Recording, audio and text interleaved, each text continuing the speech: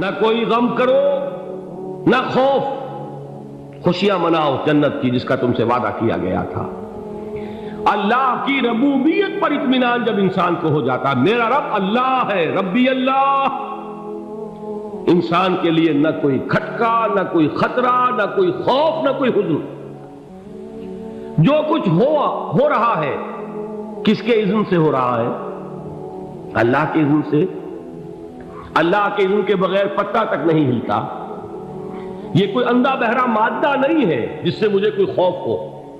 اندھا بھینسا چلا رہا ہو اس سے تو ڈرنے کا ہر انسان کو ڈرنا چاہیے، نہ معلوم کس کو ٹکر مار دے، لیکن نہیں، اس کائنات کو چلانے والا ایک سمیع و بصیر خدا ہے۔ وہ جو میرا دوست ہے، میرا ولی ہے، اللہ ولی الذین آمنوا یخرجہم من الظلمات الی النور، اللہ اہل ایمان کا ولی ہے، ساتھی ہے، پشت پناہ ہے، مددگار ہے، حمایتی ہے۔ بتائیے جسے یقین ہو جائے کہ اللہ میرا مددگار، اللہ میرا محافظ، اللہ میرا پشت پناہ، اللہ میرا حمایتی، اس کے لیے کوئی خوف ہوگا؟ اس سے کوئی ڈر ہوگا؟ میں مثال دیا کرتا ہوں ایک بہت سادہ، پنجاب کے دیہات کی۔ تو بڑا چودھری ہے اور کوئی غریب کسان ہے۔ اس غریب کسان کے جانوروں کو ہر وقت اندیشہ ہوگا چوری کا، کوئی میری بھینس کھول کر نہ لے جائے، کوئی میرا بیل کھول کر نہ لے جائے۔ لیکن جس کے بارے میں یہ سب کو معلوم ہو کہ وہ جو بڑا چودھری ہے وہ اس کا دوست ہے، اس کی بچیا کو کوئی خوف ہوگا؟ اس کی بھینس پر کوئی ہاتھ ڈالے گا؟ اسے کوئی اندیشہ ہوگا؟ نہیں۔ کیوں؟ کہ وہ بڑا چودھری، بڑا اس کا یہاں کا سردار، جاگیردار، سب کو معلوم ہے وہ میرا دوست ہے، کوئی میرے خلاف اقدام نہیں کر سکتا۔ اس دنیا میں یہ چھوٹی سی بات اگر آپ کے دلی اطمینان اور سکون کا باعث بن سکتی ہے تو ذرا تصور کیجئے۔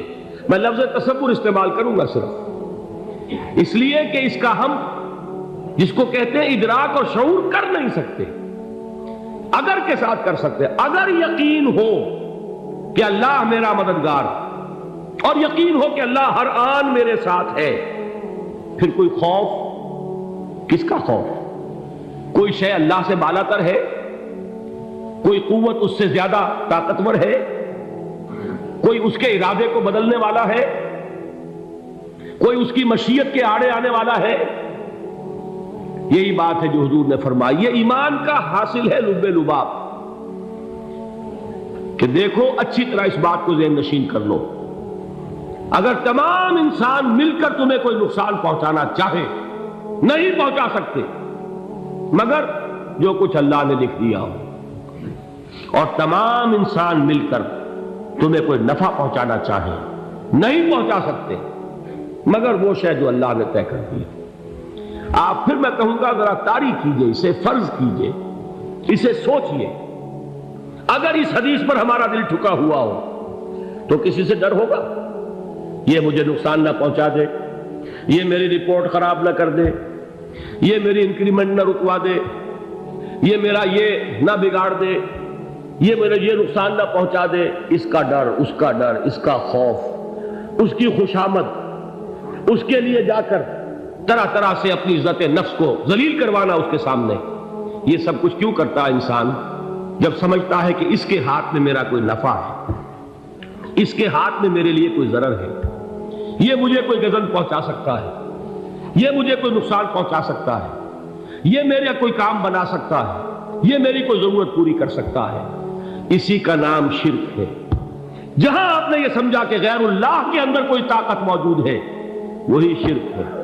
بتوں سے تجھ کو امیدیں، خدا سے نو امیدی، مجھے بتا تو صحیح اور کافری کیا ہے؟ شرک تو یہ ہے۔ جس پر بھی تمہیں یہ خیال ہے، کلمہ ہے یہ کلمہ سوم، لا حول ولا قوت الا باللہ، ذرا اس پر دل کو کبھی اگر آپ تصور کریں، پھر فرض کریں، دل ٹھک جائے اس پر، کوئی طاقت نہیں۔ یہی بات تھی جو شیخ عبد القادر جیلانی رحمۃ اللہ علیہ نے اپنی وصیت میں اپنے بچے سے کہی۔ 11ویں دینے والے ہیں، لیکن حضرت شیخ عبد القادر جیلانی کی وصیت اور تعلیمات کو کتنے لوگ ہیں تم جانتے ہو؟ یہ جن مقامات تک پہنچے ہیں وہ کس چیز کی بدولت پہنچے؟ انہوں نے جو پیغام دیا وہ کیا تھا؟ اے میرے بچے، جس طریقے سے قرآن مجید میں حضرت لقمان کی نصیحتیں جو ہے نقل کر دی گئی ہیں، میں یہ عرض کروں گا بالفرض اگر قرآن حضرت عبد القادر جیلانی کے بعد نازل ہوا ہوتا تو شیخ عبد القادر کی یہ نصیحتیں بھی قرآن میں درج ہوتی۔ اتنی اونچی نصیحتیں ہیں۔ اے میرے بچے، اس حقیقت کو ذہن نشین کر لے، لا فاعل فی الحقیقت ولا مؤثر الا اللہ۔ اس کائنات میں نہ کوئی فاعل حقیقی ہے نہ مؤثر حقیقی ہے سوائے اللہ۔ کسی شے میں کوئی تاثیر نہیں اگر اللہ نہ چاہے۔ آگ جلا نہیں سکتی اگر اللہ نہ چاہے، پانی ڈبو نہیں سکتا اگر اللہ نہ چاہے، زہر ہلاک نہیں کر سکتا اگر اللہ نہ چاہے، کوئی چیز فائدہ نہیں پہنچا سکتی اگر اللہ نہ چاہے۔ تو در در پہ کیوں سر جھکاتے ہو؟ در در پر کیوں جبیں سائی کرتے ہو؟ سب کے سامنے کیوں ہاتھ پھیلاتے ہو؟ ایک اللہ سے مانگو، ایک اللہ کے سامنے زمین پر اپنی جبین رکھو۔ لا فاعل فی الحقیقت ولا مؤثر الا اللہ۔ نظر آتا ہے ہمیں کہ پانی پیاس بجھا دیتا ہے، پیاس بجھانے کی صلاحیت پانی میں نہیں ہے، اللہ کے اذن سے۔ کھانا بھوک مٹا دیتا ہے، بھوک مٹانے کی صلاحیت کھانے میں نہیں ہے، اذن رب میں ہے۔ دیکھیے یہی یقین تھا حضرت موسیٰ علیہ السلام کا واقعہ یاد کیجئے۔ سامنے سمندر آ گیا ہے، قوم دیکھتی ہے پیچھے کہ گرد و غبار کا طوفان ہے۔ معلوم ہوا کہ فرعون اپنے لشکر سمیت آ گیا۔ لشکر جب چلتا تھا تیز رفتاری کے ساتھ تو گرد و غبار کا جو طوفان اٹھتا تھا اس کا تصور کیجیے، اور لمحہ بلمحہ وہ قریب آ رہا ہے۔ پوری قوم نے کیا کہا؟ اے موسیٰ انا لمدرکون، اے موسیٰ ہم کو پکڑے گئے۔ قرآن مجید نے تو یہاں وہ باتیں نہیں لکھی ہیں، لیکن تورات میں یہ درج ہے کہ بنی اسرائیل جھگڑنے لگے، دست و گریبان ہو گئے موسیٰ کے ساتھ۔ موسیٰ نے یہاں مروایا لا کر، اس سے تو ہم ہی بہتر تھے، وہاں کھانے کو ملتا تھا، زندگی تو تھی، بیگار ہم کر رہے تھے، موت تو نہیں تھی۔ اب جو کچھ ہوگا اس کا تصور کرو، جس طریقے سے ہمارے ٹکڑے اڑائے جائیں گے۔ تو لڑ رہے ہیں حضرت موسیٰ علیہ السلام سے۔ یہ تورات کی تفصیل ہے، قرآن میں صرف اتنا آیا ہے، پریشان ہو کر انہوں نے کہا انا لمدرکون، موسیٰ ہم کو پکڑے گئے۔ اس وقت موسیٰ کا جواب کیا ہے؟ کلا ان معی ربی سیہدین، نہیں، میرے ساتھ میرا رب ہے، وہ راستہ دے گا۔ بتائیے کہاں راستہ نظر آ رہا ہے؟ یہ ہے ایمان بالغیب۔ راستہ نظر نہ آئے تب اللہ پر یقین ایمان ہے۔ جیب میں پیسے ہوں اور تب دل کو اطمینان ہے تو ایمان کس پر ہوا؟ پیسے پر، اللہ پر نہیں۔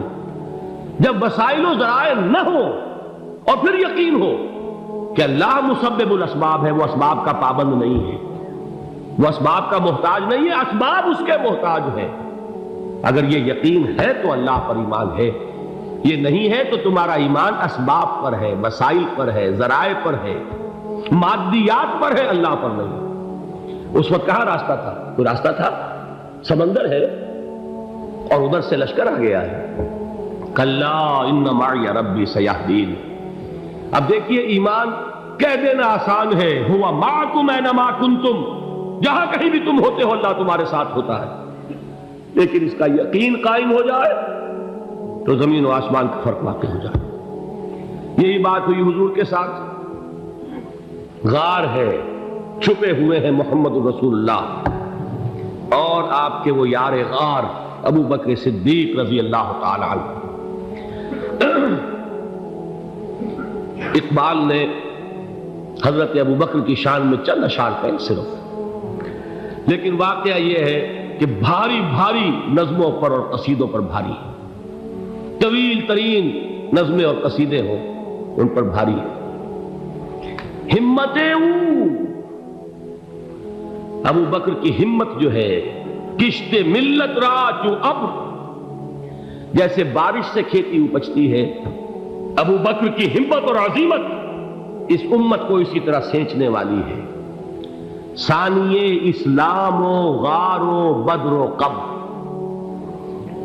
وہ دوسرے تھے اسلام میں، دوسرے پہلے کون تھے؟ انا اول المومنین، حضور فرماتے سب سے پہلا ایمان لانے والا میں، دوسرے ابو بکر۔ ویسے ہمارے ہاں یہ چلتا ہے اختلاف، حضرت علی پہلے ہیں کہ حضرت ابو بکر پہلے ہیں، لیکن اس میں بڑی خوبصورت تطبیق قائم کی ہے علماء نے، اور بہت صحیح ہے۔ چار کے بارے میں فیصلہ ہی مت کرو کہ کون پہلے، ان کی ایک عجیب تقسیم کر دی ہے۔ آزاد مردوں میں، بالغ مردوں میں سب سے پہلے ابو بکر، بچوں میں سب سے پہلے علی، خواتین میں سب سے پہلے خدیجہ، اور غلاموں میں سب سے پہلے زید بن حارثہ۔ بڑی پیاری تقسیم ہے، یہ چاروں ہی پہلے ہیں، ہر ایک کے لیے اولیت ہے۔ اور واقعہ یہ ہے کہ اگر زمانی اعتبار سے تعین ہوگا تو پہلے خدیجۃ الکبریٰ آئیں گی رضی اللہ تعالی عنہ، کسی اور سے بات کرنے کی نوبت بعد میں آ سکتی ہے، پہلے تو اہلیہ محترمہ سے بات ہوئی، آتے ہی پہلی وحی ہوئی ہے، ابھی تبلیغ کا حکم نہیں تھا۔ کس کو بتایا واقعہ؟ ابھی اپنی نبوت کی تبلیغ کا تو حکم ہی نہیں آیا، واقعہ کس کا ہے؟ وہ خدیجہ کا ہے۔ جب کہا ہے کہ خشیت علی نفسی، مجھے اپنی جان کا اندیشہ ہے، تو کیا جواب دیا خدیجہ نے رضی اللہ تعالی عنہا؟ وہ صدیقۃ الکبریٰ ہے، صدیقات جو ہے خواتین ان میں چوٹی پر خدیجۃ الکبریٰ ہے رضی اللہ تعالی عنہا، اور صدیق جو مرد ہیں ان میں صدیق اکبر ہے ابو بکر صدیق رضی اللہ تعالی عنہ، لیکن صدیقات میں چوٹی پر۔ جب حضور نے فرمایا خشیت علی نفسی، کیا فرمایا، کیا عرض کیا، کیسے تسلی دی؟ نہیں نہیں، اللہ آپ کو ضائع نہیں کرے گا، آپ غریبوں کے ہمدرد ہیں، آپ مساکین کے تکالیف رفع کرنے والے ہیں، آپ بیواؤں کی سرپرستی کرتے ہیں، آپ مسافروں کی خدمت کرتے ہیں، اللہ آپ کو ضائع نہیں کرے گا۔ یہ یقین ہے اس خاتون کے اندر۔ خیر وہ ایک علیحدہ بات ہو جائے گی۔ میرے دل پر حضرت خدیجہ رضی اللہ تعالیٰ عنہ کی شخصیت کا بڑا گہرا نقش ہے، جو وہ کوئی اور ہی وقت اور موقع ہوا تو بیان ہوگا۔ بہرحال اقبال نے ایک مصرے میں جو چار اولیتیں جمع کر دی ہیں، ہمتیں او کشت امت را چو ابر، ثانی اسلام و غار و بدر و قبر۔ اسلام میں حضور کے بعد پہلے کون؟ ابو بکر۔ غار میں حضور کے ساتھ کون؟ ابو بکر۔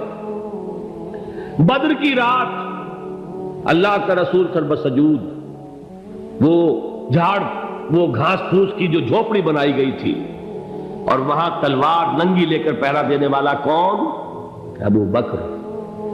اور اس حجرہ عائشہ میں محمد کے بعد سب سے پہلے دفن ہونے والا کون؟ ابو بکر رضی اللہ تعالی عنہ وصلی اللہ علیہ وسلم۔ وہ جو معاملہ میں سنا رہا تھا غار ثور کا، حضرت ابو بکر بھی حضور کے خیال سے لرز گئے ہیں۔